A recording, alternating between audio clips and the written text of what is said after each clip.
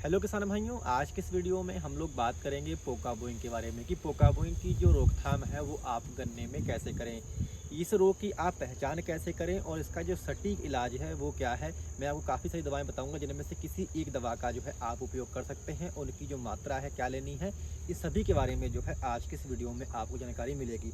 सबसे पहले तो हम लोग बात करते हैं कि पोका बोइंग जो रोग है इसकी पहचान आप गन्ने में कैसे करें, क्योंकि पोका बोइंग का जो रोग है और जो टॉप बोर लगता है आप गन्ने में, वो बहुत हमारे किसान भाई टॉप बोर समझ के जो है उस पर कीटनाशक का स्प्रे करते हैं, जिससे कारण उसको जो है अच्छा रिजल्ट आपको देखने को नहीं मिलता, यानी कि जो पोका बोइंग रोग है वो जस का तस वैसा ही बना रहता है। तो सबसे बड़ा जो फ़र्क है पोका बोइंग में और टॉप बोर में, काफ़ी हमारे किसान भाई जानते भी हैं, जिनको नहीं पता उनको बता दूं कि जो टॉप बोर होता है उसमें आपको किसान भाई छिद्र देखने को मिलेंगे, यानी कि सुराख देखने को मिलेंगे। जो आपकी चोटी होती है उस पर, उसमें आपको छिद्र देखने को मिलेंगे। परंतु जो पोका बोइंग होता है इसमें आपको छिद्र देखने को नहीं मिलेंगे कहीं भी। उसमें जो ऊपर की गोब होती है वो जब गंभीर समस्या हो जाती है तब आपकी जो गोब होती है वो गलने लगती है। प्राइमरी जो स्टेज होते हैं वो आपको मैं दिखा दूँ अभी। तो जैसे कि आप इस वीडियो में भी देख पा रहे होंगे, ये देखिए गन्ने में ये देख रहे होंगे, ये लक्षण पोका बोइंग के हैं। ये गोब जो है ये देख रहे होंगे काली पड़ गई है अंदर से, और जो पत्तियां हैं ये देख रहे होंगे ये बिल्कुल विकृत रूप ले रही हैं, यानी कि छोटी बड़ी हो रही हैं, और इसमें सिलवटें भी पड़ रही हैं और पीली भी होती हैं। जैसे ये देखिएगा, ये पीलापन जो है पत्ती में आपको कितना नज़र आ रहा होगा, ये देखिएगा, ये देखिएगा, ये पोका बोइंग के किसान भाइयों आपको लक्षण जो है देखने को लग रहे होंगे।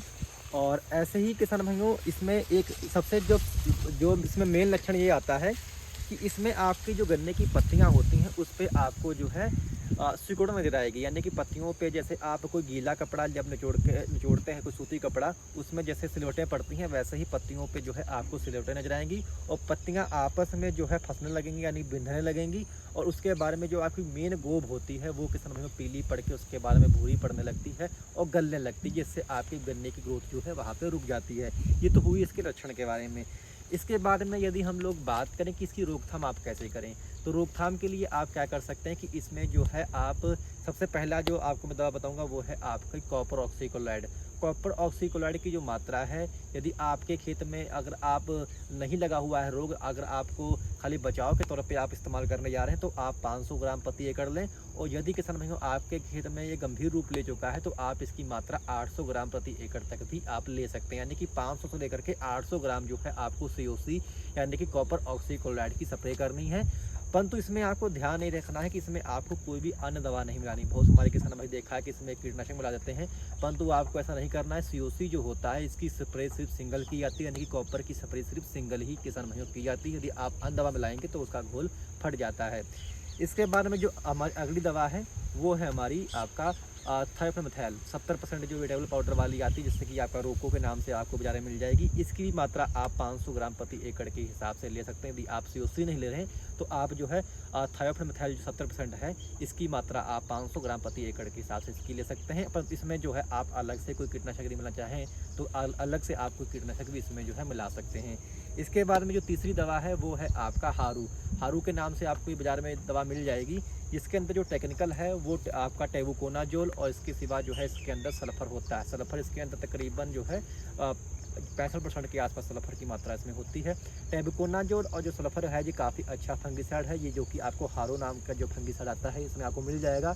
इसकी मात्रा तकरीबन जो यदि आप इसको ले रहे हैं तो इसकी मात्रा तकरीबन आपको 500 ग्राम प्रति एकड़ के हिसाब से आपको पोका बोइंग के खिलाफ इसकी लेनी है।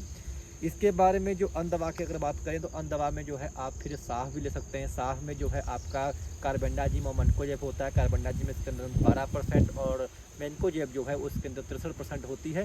तो इसकी भी मात्रा जो है आपके किसान भाइयों तकरीबन 500 ग्राम प्रति एकड़ के हिसाब से ले सकते हैं। ये जितने भी फंगिसाइड हैं इनमें से किसी एक का आप उपयोग कर सकते हैं।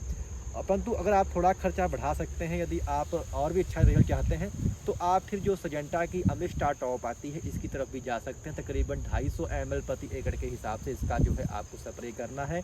अमिस्टार टॉप के अंदर जो टेक्निकल है वो आपके अंदर उसके अंदर जो है आपका अजॉक्सिस्ट्रोबिन और इसके सिवा डाइफेकेनाजोल जो है इसके अंदर आपको टेक्निकल मिलेगा। इसकी मात्रा तकरीबन आपको 250 ml प्रति एकड़ के हिसाब से लेनी है।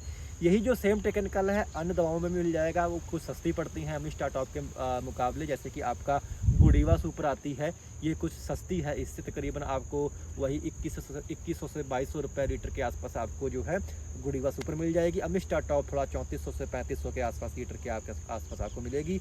और अन्य कंपनियां भी जो है अजॉक्सी स्ट्रॉबिन और डायफेनोल जो का टेक्निक बनाती हैं, जैसे कि आपका गोदरेज भी बनाती है, ऐसे से आपका धानुका का मैंने आपको बताया गोडीवा सुपर आता ही है। तो ये जो टेक्निकल हैं काफ़ी अच्छे हैं आपका पोका बोइंग के खिलाफ। इनमें से किसी एक का भी जो है आप उपयोग कर सकते हैं, परंतु COC का काफ़ी सस्ता पड़ता है, यानी कि कॉपर ऑक्साइड का काफ़ी सस्ता पड़ता है, काफ़ी इफेक्टिव भी है और इसके रिजल्ट भी काफ़ी अच्छे आएंगे।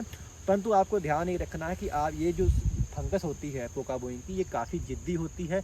एक बार स्प्रे करने से आपका खेत में ये जल्दी आएगी नहीं, तो कोशिश करें कि आप 2 बार स्प्रे लगाएं। तकरीबन 15 से 20 दिन के बाद में आप दोबारा फिर से इसको अपने खेत के अंदर रिपीट करिएगा। यानी कि यदि आप एक बार COC डाल रहे हैं और उसके तकरीबन 20 दिन के बाद में दोबारा फिर से आप स्प्रे करें, इससे आपके खेत से बिल्कुल ये जो फंगस है वो ख़त्म हो जाएगी। और बरसात के दिनों में काफ़ी रोग फैलता है, जब आपकी तेज़ धूप निकलती है बारिश होके, तो ये जो रोग है ये दुगनी तेज़ी से आपके खेत में फैलने लगता है। तो कोशिश करें कि इसको जो है आप इन फंगिसाइडों में से किसी एक का चयन करके आप इनका उपयोग कर लें। और पानी की जो मात्रा है वो तकरीबन 200 से लेकर के 250 लीटर आपको आराम से लेनी है, और इसमें ये फंगिसाइड मिला के किसी एक का जो है आप स्प्रे अपनी फसल के अंदर लगा सकते हैं। तो उम्मीद है कि जानकारी आपको काम आएगी। जानकारी आपको अच्छी लगी हो तो कृपया हमारे चैनल को आप लोग सब्सक्राइब करना मत भूलिएगा। धन्यवाद।